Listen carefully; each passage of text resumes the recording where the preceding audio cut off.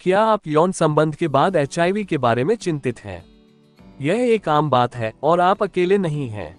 ये वीडियो आपको सटीक जानकारी प्रदान करने, आपके डर को कम करने और अगले चरणों में आपका मार्गदर्शन करने के लिए है। मैं आपके प्रश्नों का उत्तर देने और आपकी चिंताओं का समाधान करने के लिए यहाँ हूँ। इसलिए यदि आप विश्वसनीय जानकारी और विशेषज्ञ सलाह की तलाश में हैं, तो देखते रहें। इस वीडियो में हम जानेंगे 1. एचआईवी फैलने का जोखिम। 2. विभिन्न लोगों में एचआईवी का प्रमाण। 3. संभावित एक्सपोजर के बाद तत्काल कदम। 4. एचआईवी टेस्ट के प्रकार, विंडो पीरियड और खर्च। 5. टेस्ट के परिणामों के आधार पर की जाने वाली कार्रवाई। 6.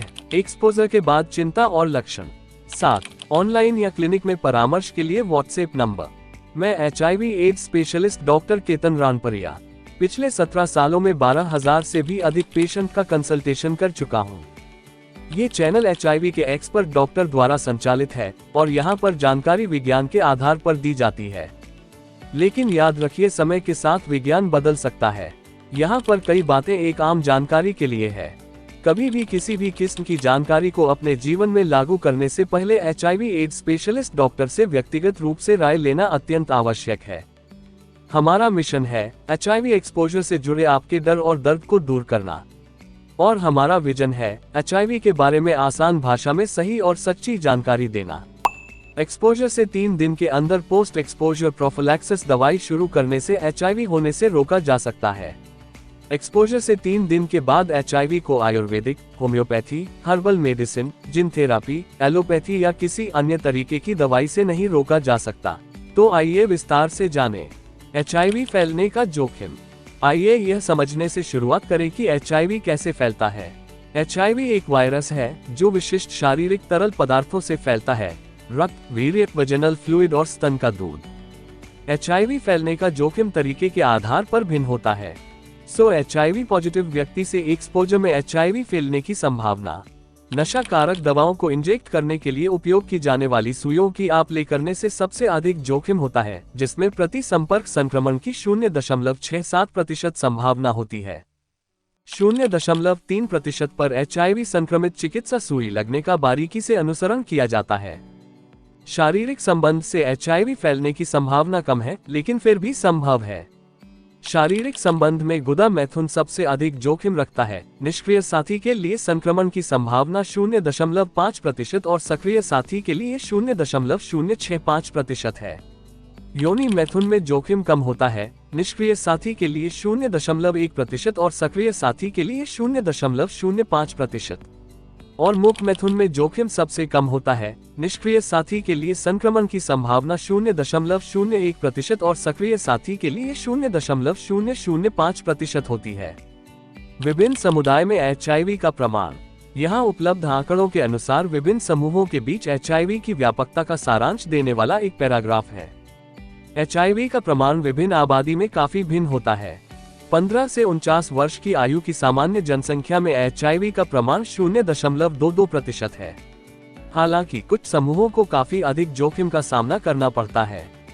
इंजेक्शन से नशीली दवाओं का सेवन करने वालों में एचआईवी का प्रमाण सबसे अधिक 6.26% है। इसके बाद ट्रांसजेंडर व्यक्तियों में एचआईवी का प्रमाण 3.14% है और पुरुषों के साथ गुदा मैथुन करने वाले पुरुषों में एचआईवी का प्रमाण 2.69% है।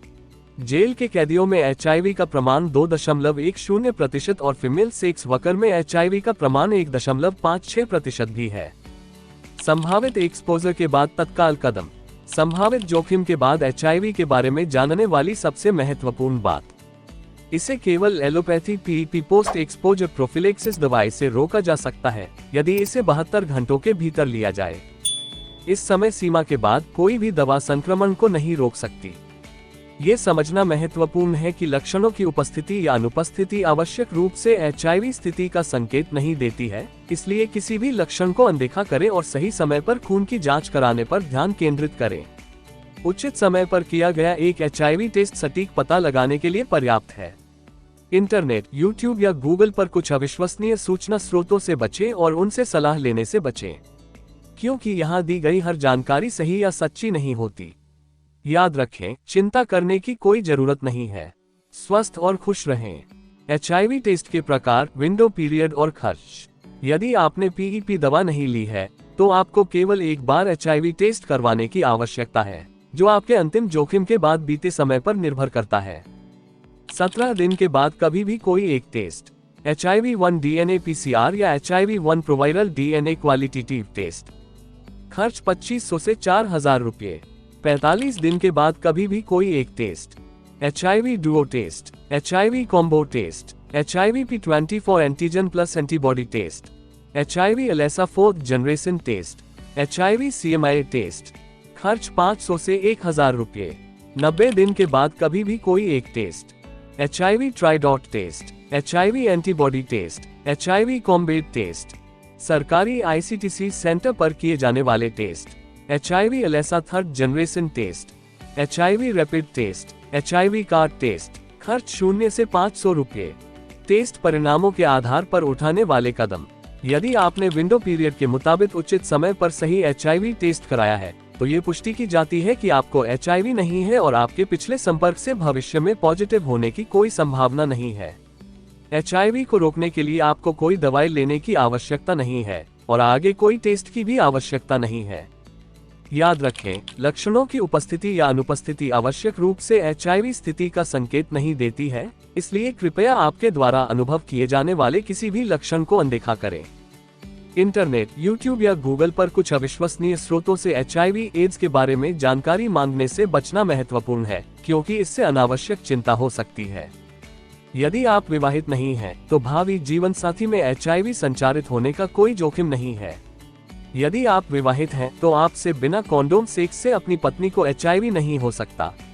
इसके अतिरिक्त, यदि आप बच्चे पैदा करना चाहते हैं, तो आपके बच्चे में HIV फैलने का कोई जोखिम नहीं है। कृपया चिंता न करें, स्वस्थ और खुश रहें। एक्सपोजर के बाद चिंता और लक्षण। शारीरिक और मानसिक रूप से स्वस्थ जीवन के लिए नींद और व्यायाम को प्राथमिकता दें।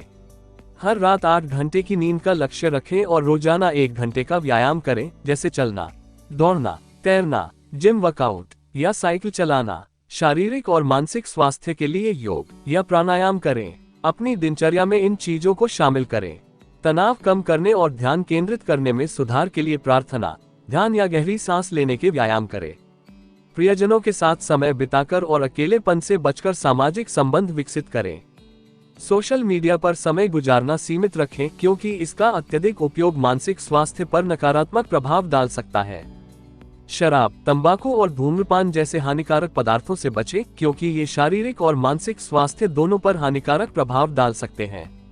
ऊर्जा के स्तर को बनाए रखने के लिए अपने शरीर को नियमित अंतराल पर स्वस्थ, पौष्टिक भोजन से पोषण दें। इन आदतों का लगातार अभ्यास करके आप अच्छे मानसिक स्वास्थ्य को बढ़ावा दे सकते हैं और एक खुशहाल, स्वस्थ जीवन जी सकते हैं। HIV AIDS specialist doctor Ketan Ranpariya से ऑनलाइन बात करने के लिए इस नंबर पर व्हाट्सएप करें। याद रखें, जब HIV की बात आती है तो ज्ञान ही शक्ति है। यदि आपके कोई और प्रश्न है या व्यक्तिगत मार्गदर्शन की आवश्यकता है, तो कृपया मुझसे संपर्क करने में संकोच न करें। आप ऑनलाइन परामर्श के लिए मुझसे संपर्क कर सकते हैं या व्हाट्सएप नंबर का उपयोग करके मेरे क्लिनिक पर आ सकते हैं। डर को अपने ऊपर हावी न होने दे, सही जानकारी ले और अपने स्वास्थ्य की जिम्मेदारी ले। और अधिक जानकारी के लिए लाइक, सब्सक्राइब और नोटिफिकेशन घंटी दबाना न भूलें। सुरक्षित रहें, सूचित रहें और अपना ख्याल रखें। HIV के लक्षण के बारे में अधिक जानकारी के लिए लेफ्ट साइड के प्लेलिस्ट पर क्लिक करें और HIV टेस्ट के बारे में अधिक जानकारी के लिए राइट साइड के प्लेलिस्ट पर क्लिक करें।